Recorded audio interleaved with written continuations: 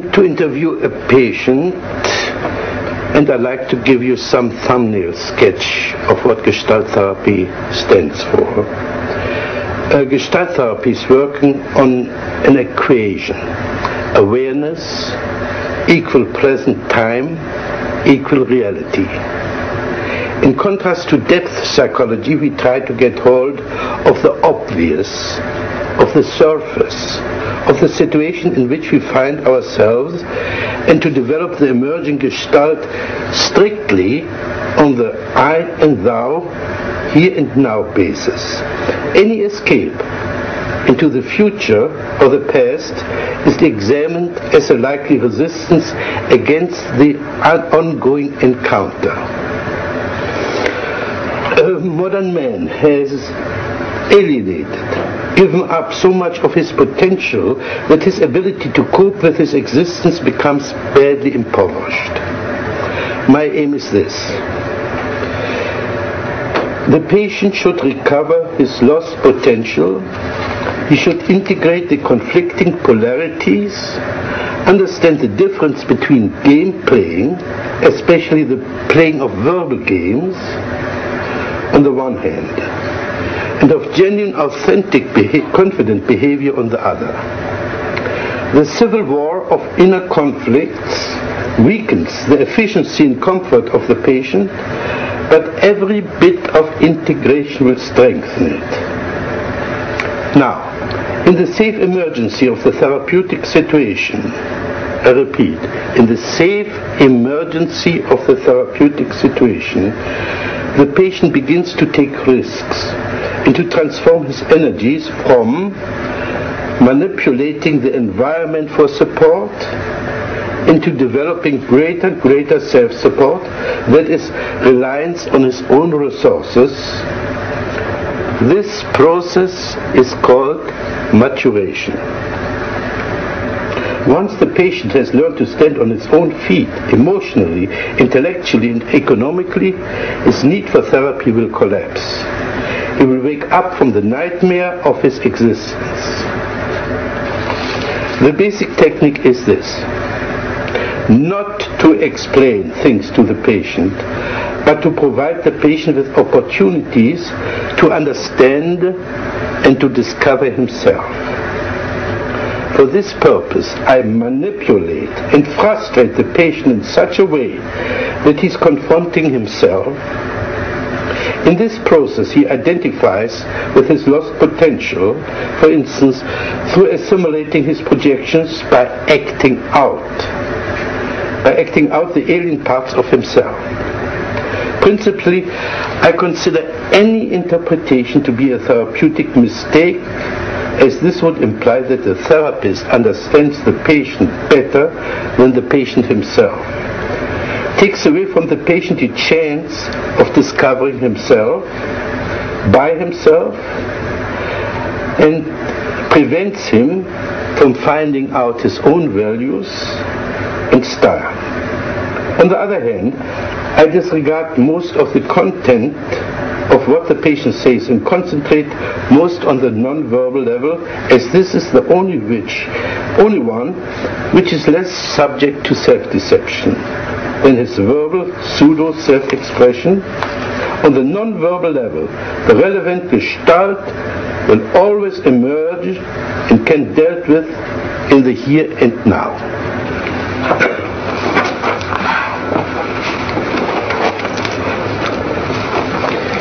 We are going to have an interview for half an hour.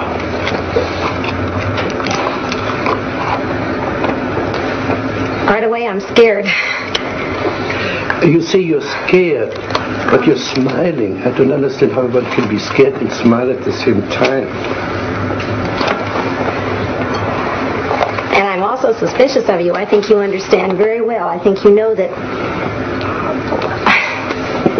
when I get scared, I laugh or I kid to cover up. But do you have stage fright? I don't know. I'm mostly aware of you. I'm afraid that you're going to have such a direct attack that you're going to get me in the corner, and I'm afraid of it. I want you to be more on my side. You say I get you in your corner, and you put your hand on your chest. Mm-hmm. Is this your corner? Well, it's like Yeah, it's like I'm afraid, you know. Where would you like to go? Can you describe the corner you like to go to? Yeah. It's back in a corner where I'm completely protected. And there you would be safe from me. Well, I know I wouldn't really. Well, but it feels safer. Yes. Imagine you were in this corner, and you're perfectly safe now.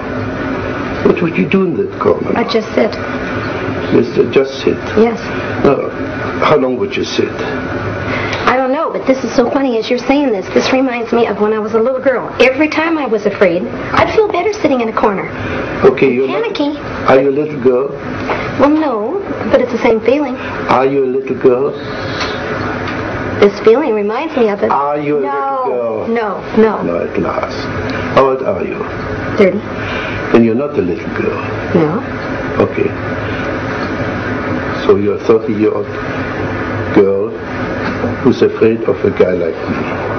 Well, I don't even know if I do know I'll be afraid of you. I get real defensive with you. Now what can I do to you? You can't do anything, but I can sure feel dumb, and I can feel stupid for not having the right answers. Now what would it do for you to feel dumb and stupid? I hate it when I'm stupid. What would it do for you to be dumb and stupid? But I put it so like this. What would it do to me if you would play dumb and stupid? It makes you all the smarter and all the higher above me. Then I really have to look up to you because you're so smart. Yeah. Oh, yeah. And butter me up right and left. No, I think you can do that all by yourself. I think the other way around. If you play dumb and stupid, you force me to be more explicit. That's been said to me before, but I don't buy it. I don't believe What are you doing with your feet now? Wiggling. What's the joke now? Oh, I'm afraid you're going to notice everything I do. Gee. Don't you want me? I want you to help me become more relaxed, yes. I don't want to be so defensive with you. I don't like to feel so defensive.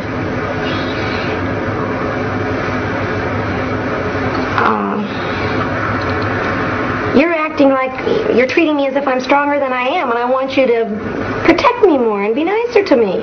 Are you aware of your smile? You don't believe a word what you say. I do too, but I know you're going to pick on me for it. Sure, you're bluff, you're phony. Do you believe, you're meaning that seriously? Yeah. If you say you're afraid and you laugh and you giggle and you squirm, it's phony. You put in a performance for me. Oh, I resent that very much. Can you express it? Yes, sir. I most certainly am not being phony. I will admit this. It's hard for me to show my embarrassment, and I hate to be embarrassed. But boy, I resent you calling me a phony. Just because I smile when I'm embarrassed or I'm put in a corner doesn't mean I'm being a phony. Wonderful, thank you.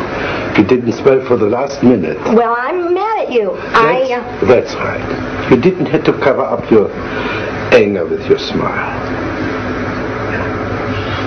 Now, in that moment, in that minute, you were not a phony. Well, at that minute I was mad, though. I wasn't embarrassed. In other words, when you're mad, you're not a phony.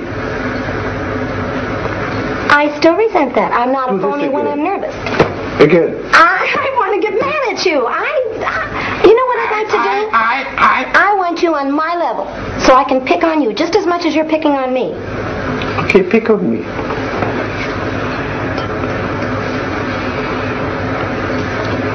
I have to wait till you say something that I can pick on. But what does this mean? Can you develop this movement? I can't find words. I want to develop this as if you were dancing.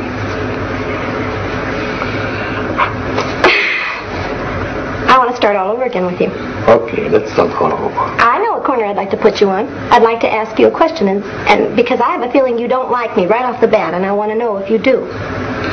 Can you now play Fritz Perls not liking Glória? What would he say? He'd say that she's a phony, for one. So you are a phony? You're a phony, and you're a flip little girl, and you're a show-off. And what would Glória answer to that? that answer, I'd say I think you are too. Now say, tell this to me. Tell me what a phony I am. Well, I'm... Say, Fritz, you're phony. Well, phony's not quite the right word, but it's more like a show-off. A show. Like you know all the answers. Yeah. And I want you to be more human, and that doesn't seem very human to me. To know all the answers is not very human. Yeah, to right away find out how I'm kicking my feet, and why am I doing like this? Why are you doing like that? Oh dear, I've got eyes, I can see you're kicking your feet. I don't need a scientific computer to see that you're kicking your feet. What's big about that? You don't need to be wise to see that you're kicking your feet. I know, but it seems like you're trying to find some reason for it. I don't. It's your imagination. Okay, I know what I'd like from you. Can I tell you what I'd like from you? Yeah. I'd like you to be aware that I'm kicking my feet, and to be aware that I'm giggling when I'm really nervous, and accept it instead of putting me on the defense of having to explain it. I don't want to have to explain why I'm doing these things. Did I ask you to explain it? You said, why am I? Or what am I doing? No. Well, what am I doing, you said. That's right, kicking your feet. I didn't ask you to explain it. It's your imagination. It's not this Fritz, it's the Fritz of your imagination. It's a big difference.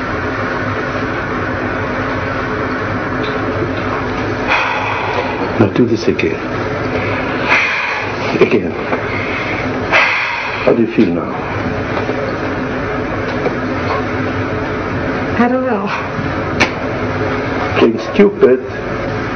I'm not playing stupid. I don't know I the don't right know. answer. This is playing stupid.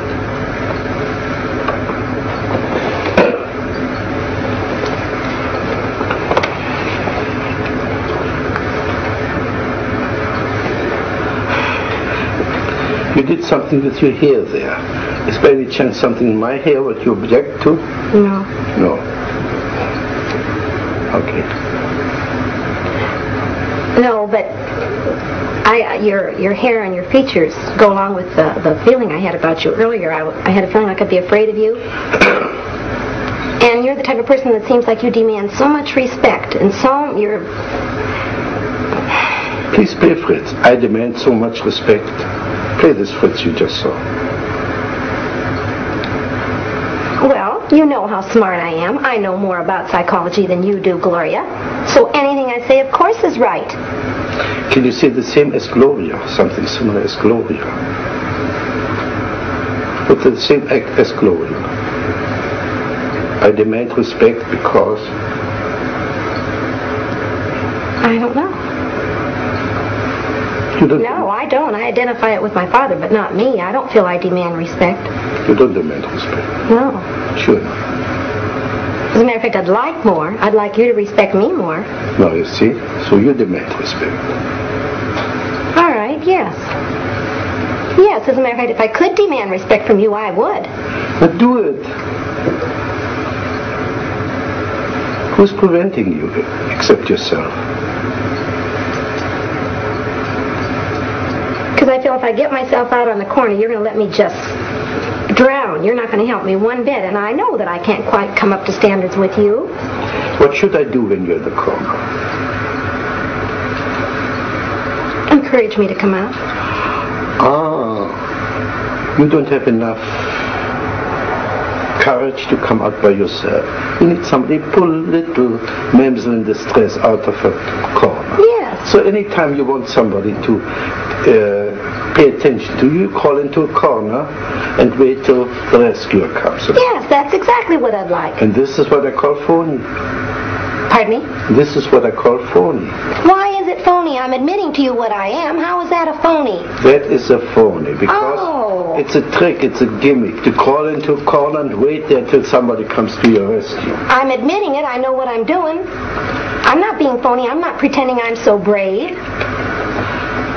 I resent that. I feel like you're saying unless I come out openly and stand on my own, I'm not a phony. Baloney. I'm just as real sitting in that corner as I am out here all by myself. But you're not sitting in that corner. Well, not now.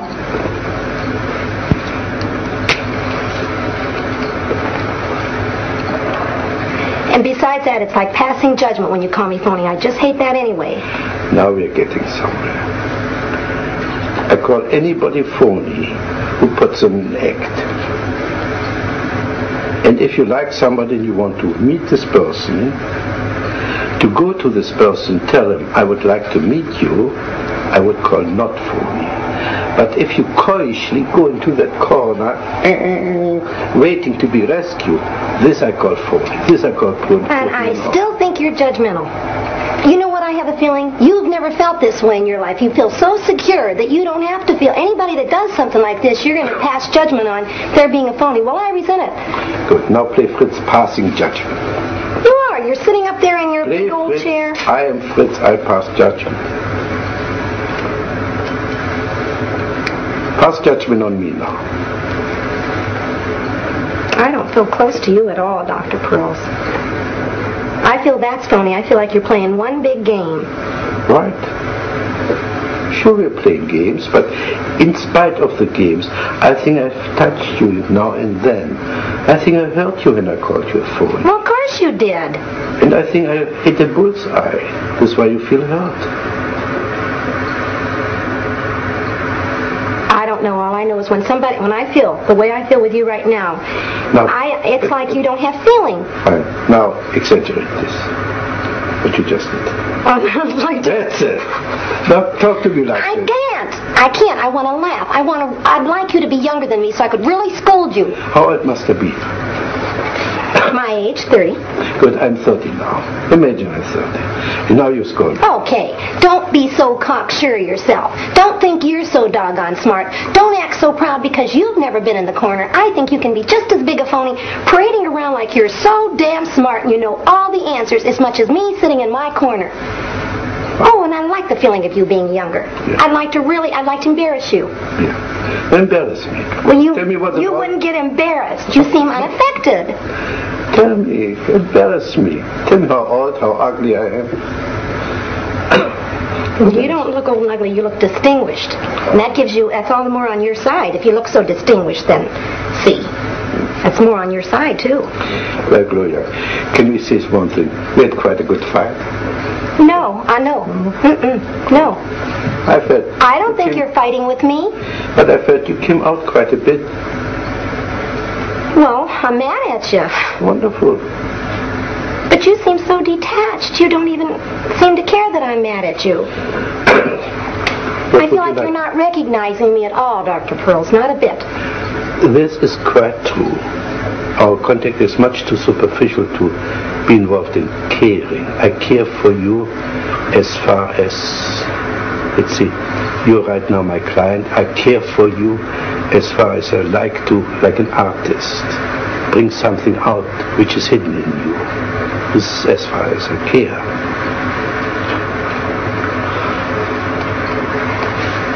Well, I'd like to feel that there's it's frustrating. If I were to leave you right now and not see you again, it would frustrate me to feel like there hadn't been more contact. I feel completely out of contact with you. Like I'm talking to the baby that doesn't understand me, or something like that. I don't feel like we're a bit in contact, and that frustrates me. That bothers me more than being angry with you. I'd rather we were angry and fought than to have no contact. Yeah, this reminds me of when my husband and I used to fight. He sits there and he listens to me, but he's not even aware of how much I hate him and how mad I am at him. I'd rather affect you. You to really hate me or something. And I feel like you're purposely staying out of contact with me. How should I be? Give me your fantasy. How could I share my concern with you? I can't say in words. I know the feeling I'd see on you, but I can't say. It's just a feeling like, I don't know. It's like I want you to respect me more as a human being, that I've got feelings. Now we come back to the beginning. So you want respect? Yes, I do. I do. See. This is a different kind of respect than I meant the first time. But you need respect. Yes.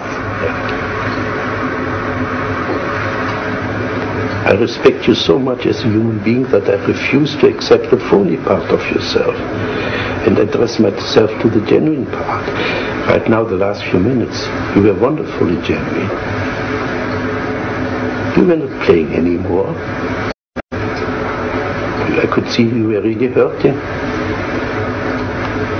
Well, I don't feel I've got a right when I don't like somebody or I disagree with somebody who's doing. If I should respect them, if they're above me, they're superior to me, I don't feel I've got a right to really, really tell you how mad I am at you. That's rubbish.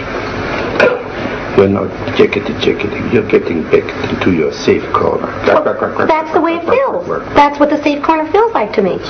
Now go back to your safe corner. Because we have to part very soon. You stay in your safe corner. You came out for a moment. You nearly met me. You could get a little bit angry with me. Now go back to your safety. I feel like you're telling me the only way you respect me as a human being if I'm aggressive and forceful and strong. I feel like you couldn't even accept my... I'd be scared to death to cry in front of you. I feel like you'd laugh at me and call me a phony. I feel like you don't accept my weak side only when I'm yelling back at you or hollering at you. You mustn't cry in my presence. Well, I wouldn't even give you the satisfaction. Say this again. No. Say this again. I try not to. I try not to cry in front of you or show my weak spot for fear you'd jump on me again. Are you aware that your eyes are moist? I'm aware that I feel more choky, yes. I feel that. Could you choke me? Pretend, but not for real. Why not for real? Well, because I don't hate you that much. Well, you want to choke my tears back. You want me to choke you so you wouldn't cry? I'd like to, if I'd like to choke you, it would be to make you cry. I'd like to see you weak. I'd like to see you hurt and vulnerable. What would this do for you? Make me feel like I'd have more of a right to be hurt and you wouldn't jump on me so quick. Would you jump on me if I would cry? No. But I would jump on you if you would cry. You're sure of this? No, I'm not sure of it. What would you like me to do if you were to cry? You're smiling something off. Well, because I got two feelings. I was going to say I want you to love me and hug me, but then I thought, no, I don't want to. What's your objection? I'd be scared to be too close to you. Now we're getting somewhere. First you want to be close to me. Now you're afraid to be too close to me. That's what I'm saying, but... That's right. Now we got the two poles of your existence. But they're two different feelings. Close, I mean emotionally, but not physically. But we've got the two poles of your existence now. Either far away in a corner, or be so close that you can melt into one with the other person. And apparently you travel between the two extremes.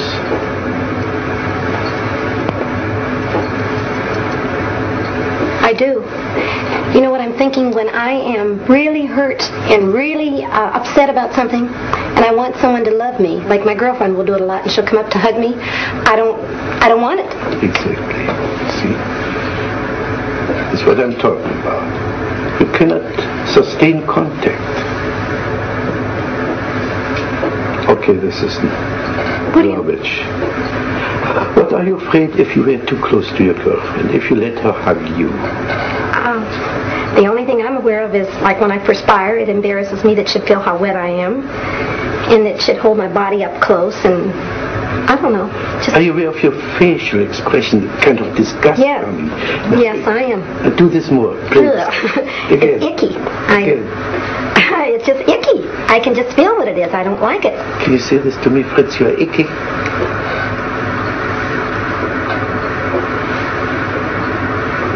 No. No? What's your difficulty? Because I feel like if you really believe me, that would hurt your feelings. Oh, you mustn't hurt my feelings. Well... I thought I was so indifferent, as you said before, that nothing could touch me. No. Now you suddenly discovered a way to touch me, isn't it? Well, you know what I believe? I believe you're the type of person sort of like me, that you act like it wouldn't hurt your feelings, but it really would. You act strong, but you're soft and vulnerable inside there, too. I think your feelings could be hurt, sure.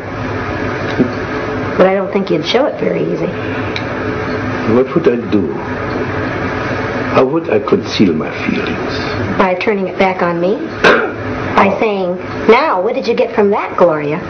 You turned the whole thing back on me instead of showing how hurt you were. Now, can you say this to Fritz? What did you get out of this, Fritz? Say this to me. What'd you get out of what? What you just said, just a sentence. Sure, I know what you'd get out of it. If I said, what did you get out of this, Fritz, you'd say, nothing. It didn't bother me. It was you that did it. You still wouldn't let me know you were hurt. But I know what it would be if you told your true feelings, that you didn't want to show your hurt, so you covered it up. Same way with me in the corner. Now, if I were hurt, if I would cry, what would you do with me? You wouldn't be so superior to me. You'd be more vulnerable, and I could pacify you and make you feel better. You could hug me. Yes. And I could be the baby. Yes. Yes.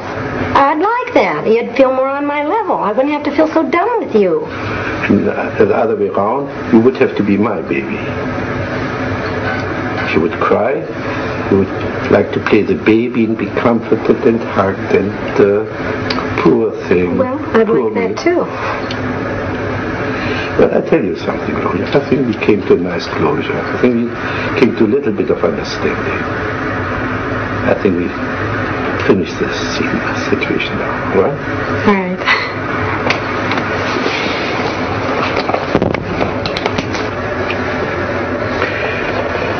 The demonstration was, in my opinion, quite successful and consistent with my theoretical outlook. The avoidance of the genuine encounter manifested itself in three ways.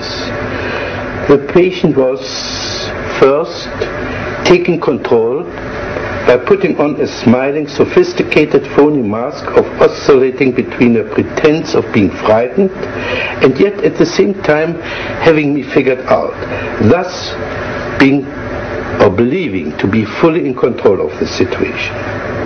Secondly, she was withdrawing by fantasizing of hiding in a corner. Thirdly,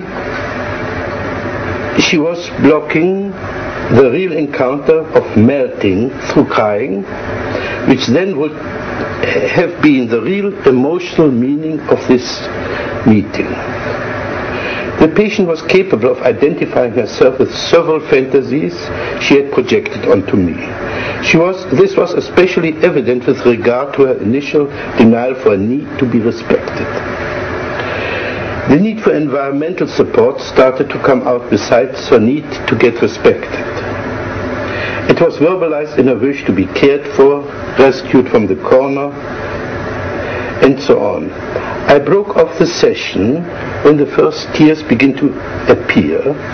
She began to play the role of the lonely child and apparently wanted to be hugged and comforted. But here too the assimilation of her projection began to work, and she began to experience holding me like a baby. Apart from assisting her and assimilating her in some projections, the main therapeutic factor was to show her the inconsistency of her verbal and non-verbal behavior. For instance, saying that she was frightened and smiling at the same time. A frightened person does not smile. Where I feared was in the direction of her embarrassment. This embarrassment was protected by her brazenness and anger. To get to her existential embarrassment, we would have to work through and eliminate the phoniness, that is, the ease with which we can superficially assume any role that is required for a specific situation. This pseudo-adaptation is her way of coping with life. This is about what I got out of this session.